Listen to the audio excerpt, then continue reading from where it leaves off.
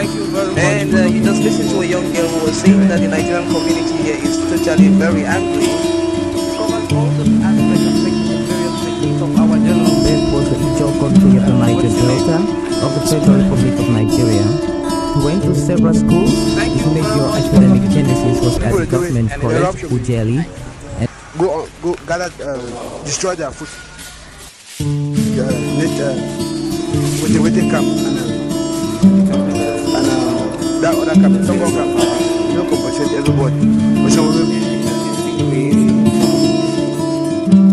its key generation sometimes. Today I'll focus on the style of T.G. Clark, a poet and writer, and we shall also be very interested in his point Akmo dancing. Some lives are meaningful, some are empty. There are lives that are meaningful, with too much meaning and riches to offer humankind. You know, after some of these earthly adventures and more, one can still find footprints of these great lives on the pavements of our contemporary life. Good evening, you're welcome to the program Green Planet.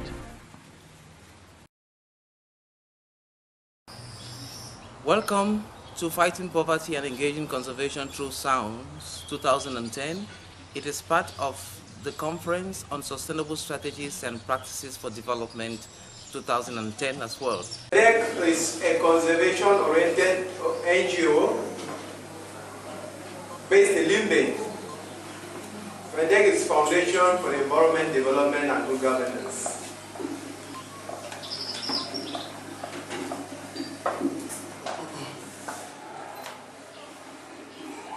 Here, integrated trace into the farming system, the case of FENDEGG, presented by Tanda Alexander, Development Actor and Program Director of Foundation for Environment, Development and Good Governance, for a conference on sustainable strategies and practices for development organized by African Center for Community and Development.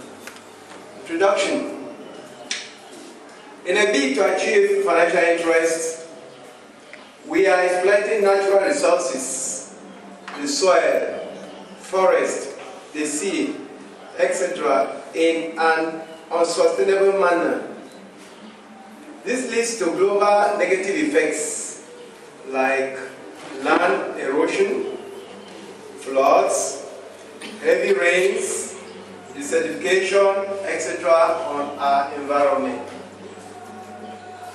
What is interesting to know is how it is possible to convert environmental destruction with sustainable farming methods into a future-oriented agriculture.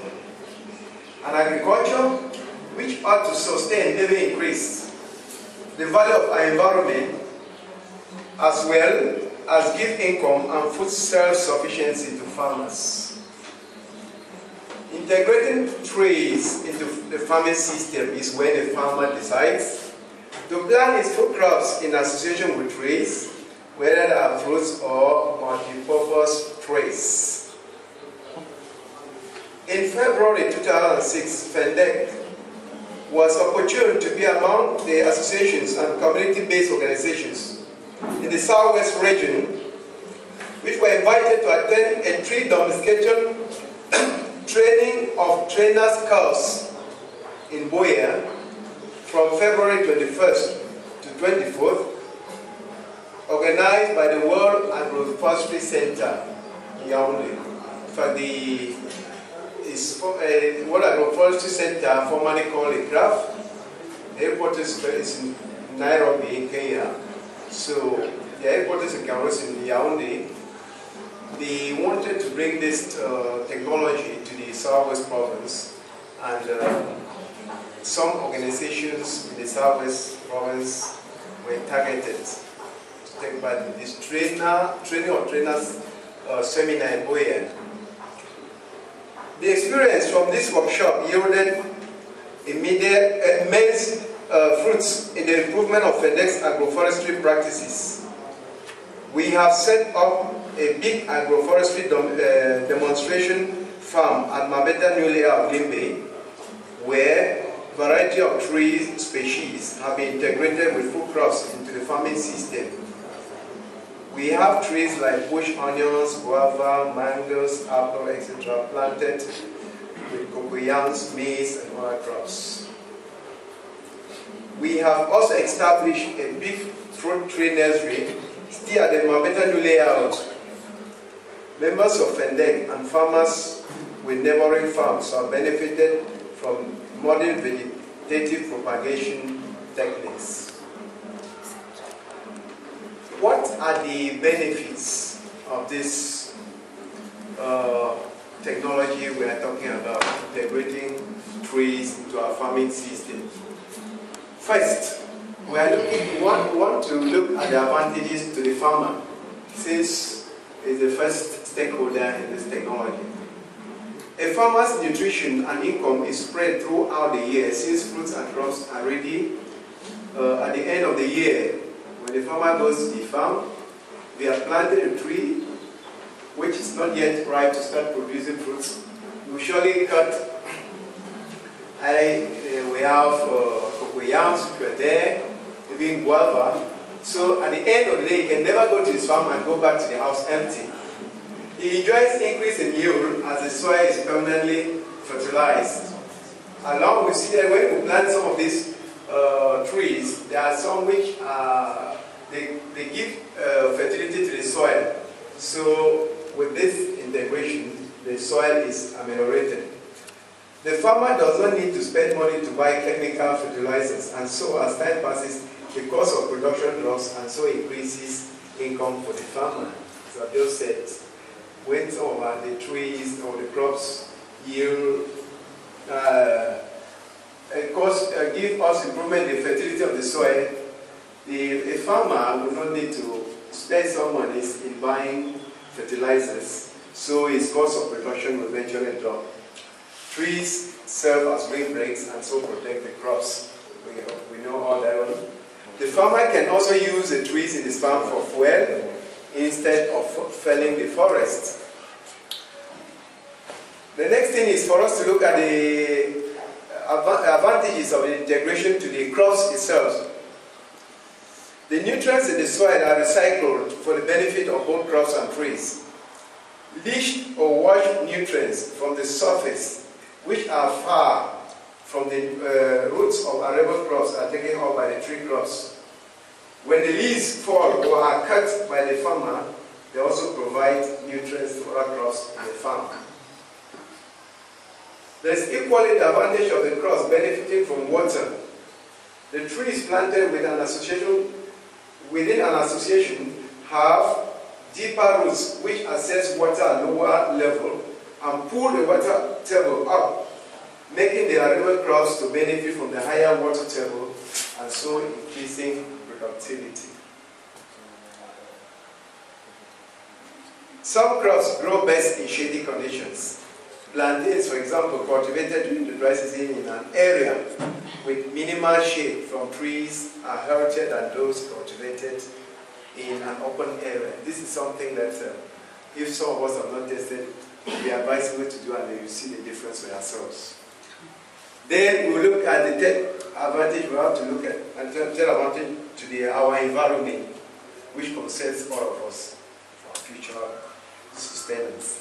Trees increase the nitrogen content in the soil, and so increases fertility sustainably, reducing the need of chemical fertilizers. Trees absorb the carbon dioxide, which is one of the greenhouse gases responsible for global warming. Today we are talking of the effects of climate change. So when we have a technology like this adopted by all farmers, imagine that all farmers, when they plant crops, they plant trees. So at the end of the day, the trees, they help to absorb the carbon dioxide in the atmosphere, thereby reducing the effects of global warming, which is one of the major problems in the world today. So you see, it's a really big advantage for our environment. Trees protect the soil from erosion. Finally, trees absorb water from the soil, take it up the tree to the leaves, where it evaporates into the atmosphere, which falls back as rain. Now, Our conference focuses on strategies and practices for development. So, what does it imply? If we have a technology like this, it's important that we look at strategies which can make it become sustainable. If not, in the long run, if we think it's a good one, we will not be able to reap the fruits of it. So, we now look at sustainable strategies and practices. The first one we talk about is liaison with related NGOs and government services. Here, organizations, the organizations which participated in the training seminar in Boya, we have formed a network within ourselves so that the practices which FENDEGG is carrying out, we from time to time share our experiences with other organizations which took part in that training seminar. Like one of them in Libya, there's one based at Batoke, Fuepsud, and the others. And then we also collaborate with Binader, the Ministry of Agriculture and Rural Development, for expert advice. Whenever there's something doubt, which we have some doubt, we contact the officers there for good opinion.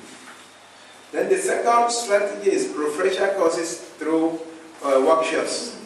FENDEGG organizes and takes part in refresher courses organized by other NGOs in modern vegetative propagation techniques and marketing strategies of agroforestry products. What happens is that, as I've said, FENDEGG liaises with organizations. From time to time, they organize, because since it was a trainer of trainers workshop, the people were trained. From time to time, they carry out refresher courses within the organization, as well as FENDEGG. So when this takes place, we invite members of our sister organizations so that they come, and then we share our experiences together. 3, gender involvement policy and implementation levels. Decisions are taken using a participatory approach where the opinions of all the stakeholders, including women, are taken into consideration. The assistant project manager of this activity in FENDEGG is a woman. Today, we know that for development to be sustainable, we need to involve all the stakeholders. Involving all the stakeholders implies having the women, the children, and everybody. And then we use a participatory approach so that when any decision is taken, all the opinions of everybody are taken into consideration so that everybody is aware of what is taking place. And in that way, they become ownership. They find themselves, they consider themselves as ownership of the project. Then the fourth strategy is cultivation of environmentally friendly non-timber forest products. Trees such as cola, mango, plums, apples, guava, jansa, pear are planted. Multipurpose trees such as calendula, lucima, etc. are also planted. In order to have this technology sustainable, we won't just take any tree that we see around and plant in our farms. We must look at trees which we feel is environmentally free to the environment and can also be of good help to the farmer.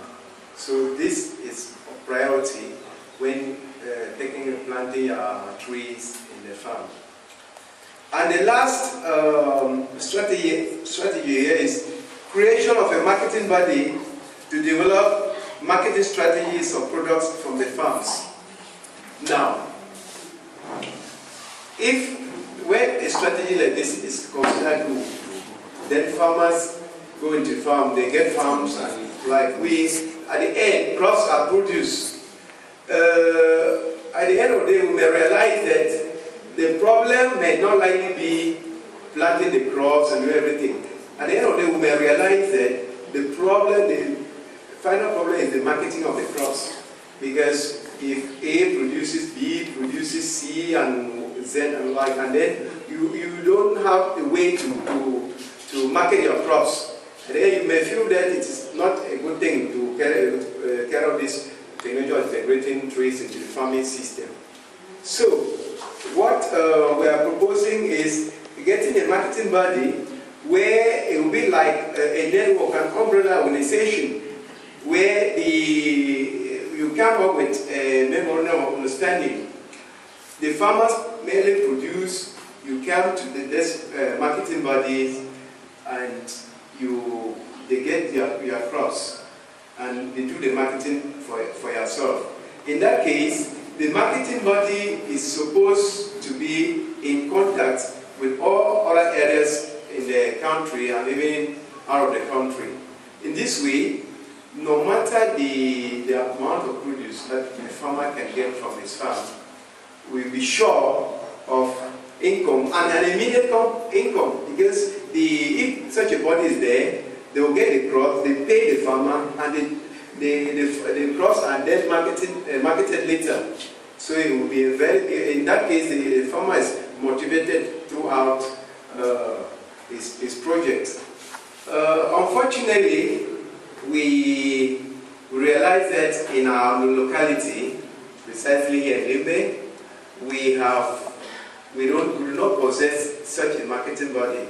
So some farmers do have crops which they feel they have problems in carrying the marketing. So even though we feel that this strategy which is important, but we have to survey the possibilities of coming up with one. Here, I want to thank everybody for giving me ideas. Thank you very much for the erudite presentation. That we just wish to find out one thing. Has FENDEGG ever bothered? Has FENDEGG ever bothered about the FENDEGG? Yeah. Has FENDEGG ever bothered about the continuous deforestation in this country? And what have you done to foster the greenness of our nation? Thank you. Give me a hand, please. That's great. And I think we're going to have a response from manager. Thank you very much, Barrister, for that very wonderful question. I mean, when I read through the discourse, we realized that one of our key points, the point was talking about the environment, because for anything to be sustainable today, we must have our environment in focus. One of our programs is centered on reforestation, and as a matter of fact, FENDEGG is trying to carry out programs with the Global Environmental Facility, GEF. FENDEGG is one of the organizations which was invited in Bamayo last 2 years to look at ways by which our environment can be restored. And we came up with a project where our forests, particularly the mango ecosystem along the coast, along the west coast, can be sustained. So as of now, we have sent in a project to Jeff, where the contact point is also in Yaoundé, and we just waited. They gave us a response that the project was well structured, and we just wanting that within a short time, maybe by the early next year, we should be able to get a response for them. So as Barrister has asked, the structure of the environment, the trees, first of all, the implementing integration of trees into the farming system is really one way itself. And then for the destruction where farmers and all, when we organize our workshops, we also emphasize on that. And as I've just said, we have a project where which has to do with the conservation of the mango ecosystem in the Southwest Province, which has to be carried out with Jeff, which is based in Yaoundé. Thank you very much. Oh, thank you. One last question, please. There's a lady who wants to ask another question. Okay. Yeah, Mrs. Helen Allotey. She came all the way from the UK yesterday to attend this conference. I'd like to have the floor. Thank you very much also for the presentation, but I have a preoccupation. I'm just wondering, if you do reforestation, I was wondering, environments do change, and the kind of trees that you might plant might not be the same, exactly the same, and then it means that you're changing the habitat. And then there are other organisms that live within this habitat. How do you manage it such that most organisms are not endangered in the process of reforestation? Yeah. Thank you. Thank you very much. Thank you. Madam. As a matter of fact, I have just said we carry out a partnership with related NGOs, the World Agroforestry Center itself, which is our biggest partner, and Minadef, Ministry of Agriculture and Rural Development. What you have just said is one of the difficulties or one of the constraints that have been raised by some members, especially during our last training workshop. So, as of now, we forwarded the problem to, first of all, Mbongaya Ivo and to the World Agroforestry Center in Yaoundé. So, the promise that as of next year, they are resourcing, there is a kernel research to problems, and in the next workshop, they will be able to bring us a suitable response. Thank you very much. Oh, thank you. Okay, that was great. I think Mr. Eyabi had a question. Sir. Thank you very much, moderator. Thank you, Alex, for that beautiful presentation. I just wanted to make a contribution. Most of our projects have a very important component of research. You talked about forest, and you talked about coastal woodlands, you talked about mangroves. Those are very challenging ecosystems. So I think that I will advise that you pick up contact with the relevant research structures in the country, because we have bio researchers who are doing a lot of work on mangroves. I'm involved in mangrove work, but in the aspect of post-harvest. And you also talked about marketing. I think research can give you a lot of assistance when it comes to marketing your products. You may not have to market them raw or wet, so just your leaves and oil seeds. They may have to go through some kind of fine-tuning, like drying or something, before you, so that they are more stable, then you can market them. So you probably need that research input. I'm going to present a paper on fish drying, but I'm sure the dry can be used for all kinds of agricultural speculations. So maybe that will be the beginning of our partnership.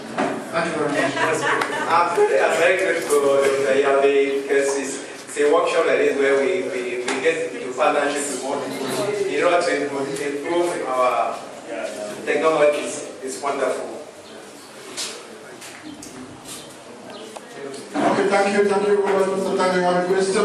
Please, next time we started late, and let's catch up with that, please. Try to summarize something fast. Thank you. Actually, I'm not going to ask a question, but to make a contribution.